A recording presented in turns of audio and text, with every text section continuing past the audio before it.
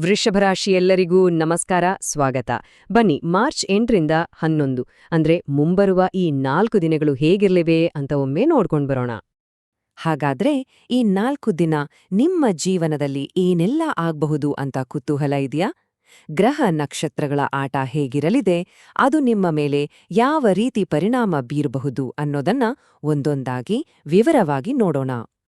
ಮೊದಲಿಗೆ ಅಸಲಿಗೆ ಈ ಸಮಯದಲ್ಲಿ ಯಾವೆಲ್ಲ ಗ್ರಹಗಳು ವೃಷಭರಾಶಿಯ ಮೇಲೆ ತಮ್ಮ ಪ್ರಭಾವವನ್ನ ಬೀರುತ್ತಿವೆ ಅಂತ ತಿಳಿದುಕೊಳ್ಳೋಣ. ನಿಮ್ಮ ರಾಶಿಯ ಅಧಿಪತಿ ಯಾರು? ಶುಕ್ರ ಅಲ್ವಾ? ಆತ ಈಗ ನಿಮ್ಮ ಆತ್ಮವಿಶ್ವಾಸ ಮತ್ತು ಆಕರ್ಷಣೆಯನ್ನ ಹೆಚ್ಚಿಸುವಂಥ ಒಂದು ಅದ್ಭುತವಾದ ಜಾಗದಲ್ಲಿದ್ದಾನೆ. ಇದರ ಅರ್ಥ ನೀವು ಆಡುವ ಪ್ರತಿಯೊಂದು ಮಾತಿಗೂ ಒಂದು ವಿಶೇಷವಾದ ಶಕ್ತಿ ಬರಲಿದೆ. ಇನ್ನು ಚಂದ್ರನ ವಿಷಯಕ್ಕೆ ಬಂದ್ರೆ ಅವನ ಸಂಚಾರದಿಂದ ಮನಸ್ಸಿನಲ್ಲಿ ಸ್ವಲ್ಪ ಭಾವನಾತ್ಮಕ ಏರಿಳಿತಗಳು ಕಾಣಿಸ್ಕೊಳ್ಬೋದು. ಅಂದ್ರೆ ಕೆಲವೊಮ್ಮೆ ಸಣ್ಣ ಸಣ್ಣ ವಿಷಯಗಳ ಬಗ್ಗೆನೂ ಜಾಸ್ತಿ ತಲೆ ಕೆಡಿಸ್ಕೊಳ್ಳುವ ಹಾಗೆ ಆಗ್ಬೋದು. ಆದರೆ ಚಿಂತೆ ಬೇಡ, ಯಾಕಂದ್ರೆ ಇಲ್ಲೊಂದು ಅದ್ಭುತವಾದ ವಿಷಯ ಇದೆ.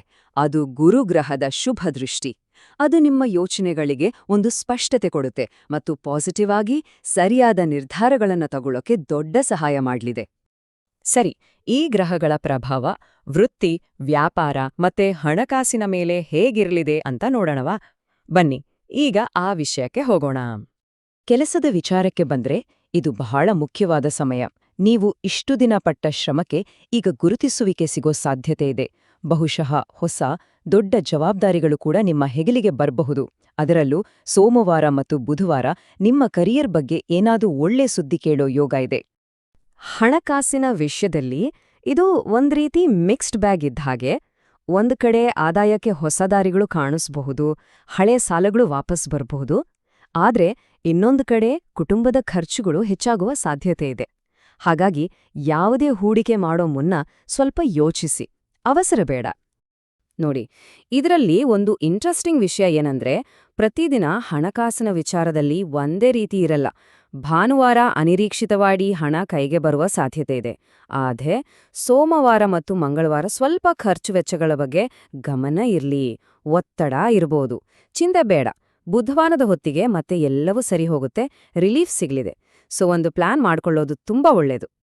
ಸರಿ, ಈಗ ವೃತ್ತಿ ಮತ್ತು ಹಣಕಾಸಿನ ವಿಷಯ ಆಯ್ತು. ಈಗ ನಮ್ಮ ಜೀವನದ ಹೃದಯ ಭಾಗಕ್ಕೆ ಬರೋಣ. ಅಂದ್ರೆ ನಮ್ಮ ಕುಟುಂಬ, ಪ್ರೀತಿ ಮತ್ತು ಸಂಬಂಧಗಳು. ಕುಟುಂಬದ ವಿಚಾರದಲ್ಲಿ ಈ ಸಮಯ ಬಂಧಗಳನ್ನ ಇನ್ನೂ ಗಟ್ಟಿ ಮಾಡುತ್ತೆ. ಮನೆಯಲ್ಲಿರುವ ಹಿರಿಯರ ಮಾತುಗಳನ್ನ ಕೇಳಿ, ಅವರ ಸಲಹೆಗಳು ಖಂಡಿತ ಉಪಯೋಗಕ್ಕೆ ಬರ್ಲಿವೆ. ಅಷ್ಟೇ ಅಲ್ಲ, ಕುಟುಂಬದ ಯಾವುದೋ ಒಂದು ಸಮಸ್ಯೆಯನ್ನ ಬಗೆಹರಿಸೋ ಜವಾಬ್ದಾರಿಯನ್ನ ನೀವೇ ತಗೋಬೇಕಾದ ಸಂದರ್ಭ ಕೂಡ ಬರಬಹುದು. ಪ್ರೀತಿ, ಪಾರ್ಟ್ನರ್ಶಿಪ್ ವಿಷಯಕ್ಕೆ ಬಂದ್ರೆ ನೋಡಿ, ವೃಷಭರಾಶಿಯವರಿಗೆ ಪ್ರೀತಿ, ನಂಬಿಕೆ ಮತ್ತು ಸ್ಥಿರತೆ ಅನ್ನೋದೇ ಫೌಂಡೇಶನ್. ಈ ಸಮಯದಲ್ಲಿ ಭಾವನೆಗಳು ಸ್ವಲ್ಪ ಹೆಚ್ಚು ಕಡಿಮೆ ಆಗೋದ್ರಿಂದ ನಿಮ್ಮ ಸಂಗಾತಿ ಜೊತೆ ಮನಸ್ಸು ಬಿಚ್ಚಿ ಸ್ಪಷ್ಟವಾಗಿ ಮಾತನಾಡೋದು ತುಂಬಾನೇ ಮುಖ್ಯ ಆಗುತ್ತೆ. ನಿಮ್ ಮನಸ್ಸಲ್ಲಿ ತುಂಬಾ ದಿನಗಳಿಂದ ಏನಾದ್ರೂ ಹೇಳಬೇಕು ಅಂತ ಅನ್ಕೊಂಡಿದ್ರೆ ಅದನ್ನ ಹೇಳೋಕೆ ಇದು ಸರಿಯಾದ ಸಮಯ. ಸಣ್ಣ ಪುಟ್ಟ ಮಿಸ್ಅಂಡರ್ಸ್ಟ್ಯಾಂಡಿಂಗ್ ಆದ್ರೂ ಅದು ಜಾಸ್ತಿ ದಿನ ಇರಲ್ಲ, ಬೇಗ ಸರಿ ಹೋಗುತ್ತೆ. ಮದುವೆ ಆಗಿದ್ರೆ ನಿಮ್ಮಿಬ್ರ ನಡುವಿನ ಅಂಡರ್ಸ್ಟ್ಯಾಂಡಿಂಗ್ ಇನ್ನಷ್ಟು ಚೆನ್ನಾಗಾಗತ್ತೆ. ಒಂದು ಸಣ್ಣ ಪ್ರೀತಿಯ ಮಾತು ಅಥವಾ ಕೆಲಸ ನಿಮ್ಮ ಬಾಂಧವ್ಯವನ್ನು ಇನ್ನಷ್ಟು ಗಟ್ಟಿ ಮಾಡುತ್ತೆ. ಆದ್ರೆ ಒಂದು ವಿಷಯ ನೆನ್ಪಿಡಿ, ಆಫೀಸ್ ಟೆನ್ಷನನ್ನ ಮನೆಗೆ ತರಬೇಡಿ. ಸರಿ, ಇದೆಲ್ಲದರ ಜೊತೆಗೆ ನಮ್ಮ ಆರೋಗ್ಯ, ನಮ್ಮ ಯೋಗಕ್ಷೇಮ ಕೂಡ ಅಷ್ಟೇ ಮುಖ್ಯ ಅಲ್ವಾ? ಹಾಗಾದ್ರೆ ಈಗ ಆರೋಗ್ಯ ಮತ್ತು ಶಿಕ್ಷಣದ ಕಡೆಗೆ ಗಮನ ಹರಿಸೋಣ. ಆರೋಗ್ಯದ ವಿಷಯಕ್ಕೆ ಬಂದ್ರೆ ಇಲ್ಲಿ ಎನರ್ಜಿ ಮತ್ತು ಸ್ಟ್ರೆಸ್ ಮಧ್ಯ ಒಂದು ರೀತಿ ಟಗ್ ಆಫ್ ವಾರ್ ಇರ್ಬೋದು. ಭಾನುವಾರ, ಸೋಮವಾರ ಹೊಸ ಕೆಲಸ ಮಾಡೋಕ್ಕೆ ಸಿಕ್ಕಾಪಟ್ಟೆ ಉತ್ಸಾಹ ಇರುತ್ತೆ. ಆದ್ರೆ ಮಂಗಳವಾರದ ಹೊತ್ತಿಗೆ ಕೆಲ್ಸದ ಪ್ರೆಷರಿಂದ ಸ್ವಲ್ಪ ಸುಸ್ತಾಗಬಹುದು, ಮಾನಸಿಕ ಒತ್ತಡ ಅನ್ನಿಸಬಹುದು. ಆದ್ರೆ ಬುಧವಾರ ಮತ್ತೆ ಫುಲ್ ಎನರ್ಜಿ ವಾಪಸ್ ಬರುತ್ತೆ. ಹಾಗಾಗಿ ಈ ಸಮಯದಲ್ಲಿ ಒಂದು ಬ್ಯಾಲೆನ್ಸ್ ಮೇಂಟೈನ್ ಮಾಡೋದು ಬಹಳ ಮುಖ್ಯ. ಅದಕ್ಕೇನ್ ಮಾಡ್ಬೇಕು? ಸಿಂಪಲ್, ಸರಿಯಾಗಿ ರೆಸ್ಟ್ ಮಾಡಿ, ನಿದ್ದೆ ಮಾಡಿ, ಟೈಮ್ಗೆ ಸರಿಯಾಗಿ ಊಟ, ನೀರು ಸೇವಿಸಿ, ಮನಸ್ಸಿನ ಶಾಂತಿಗಾಗಿ ಸ್ವಲ್ಪ ಧ್ಯಾನ, ಪ್ರಾರ್ಥನೆ ಅಥವಾ ವಾಕಿಂಗ್ ಮಾಡಿ. ವಿದ್ಯಾರ್ಥಿಗಳಿಗೆ ಇದು ತುಂಬಾ ಒಳ್ಳೆ ಸಮಯ ಅಂತಾನೆ ಹೇಳ್ಬಹುದು, ಅದರಲ್ಲೂ ಎಕ್ಸಾಮ್ಗೆ ತಯಾರಿ ನಡೆಸೋರಿಗೆ. ಮೊದಲ 2 ದಿನ ಅಂದ್ರೆ ಭಾನುವಾರ, ಸೋಮವಾರ ಸ್ವಲ್ಪ ಫೋಕಸ್ ಮಾಡೋದು ಕಷ್ಟ ಅನ್ಸ್ಬಹುದು. ಆದ್ರೆ ಮಂಗಳವಾರ, ಬುಧವಾರದಿಂದ ನಿಮ್ಮ ಕಾನ್ಫಿಡೆನ್ಸ್ ಹೆಚ್ಚಾಗತ್ತೆ, ಓದಿದ್ದೆಲ್ಲ ಚೆನ್ನಾಗಿ ತಲೆಗೋಗತ್ತೆ. ಸರಿ, ಈಗ ಕೊನೆಯದಾಗಿ ಈ 4 ದಿನಗಳನ್ನ ಇನ್ನಷ್ಟು ಚೆನ್ನಾಗಿ ಮಾಡ್ಕೊಳ್ಳೋಕೆ, ಪಾಸಿಟಿವ್ ಎನರ್ಜಿಯನ್ನ ಹೆಚ್ಚಿಸ್ಕೊಳ್ಳೋಕೆ ಕೆಲವು ಅದೃಷ್ಟದ ಸೂಚನೆಗಳು ಮತ್ತು ಸಿಂಪಲ್ ಆದ ಪರಿಹಾರಗಳನ್ನ ನೋಡೋಣ. ಈ ಸಮಯದಲ್ಲಿ ನಿಮಗೆ ಬಿಳಿ ಮತ್ತು ಹಸಿರು ಬಣ್ಣಗಳು ಲಭ್ಯ ಅಂತ ಹೇಳ್ಬೋದು. ಮುಖ್ಯವಾಗಿ ಯಾವುದೇ ನಿರ್ಧಾರ ತಗೊಳ್ಳೋ ಮುಂಚೆ ಶಾಂತವಾಗಿ ಯೋಚನೆ ಮಾಡಿ.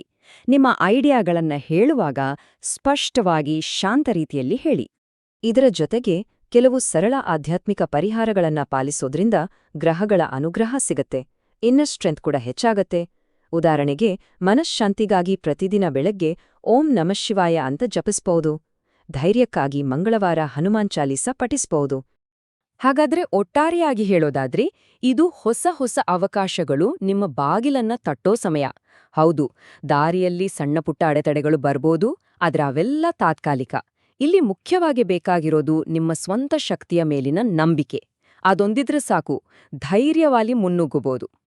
ಮತ್ತು ಈ ಒಂದು ಮಾತನ್ನ ಯಾವತ್ತೂ ಮರೆಯಬೇಡಿ, ಸಮಸ್ಯೆಗಳು ನಮ್ಮ ಜೀವನದಲ್ಲಿ ಶಾಶ್ವತವಲ್ಲ. ನಮ್ಮ ಧೈರ್ಯವೇ ನಮ್ಮನ್ನು ಮುಂದೆ ನಡೆಸುತ್ತದೆ. ಈ ಧೈರ್ಯದೊಂದಿಗೆ ಮುನ್ನಡೆಯಿರಿ. ಎಲ್ಲರಿಗೂ ಒಳ್ಳೆಯದಾಗಲಿ.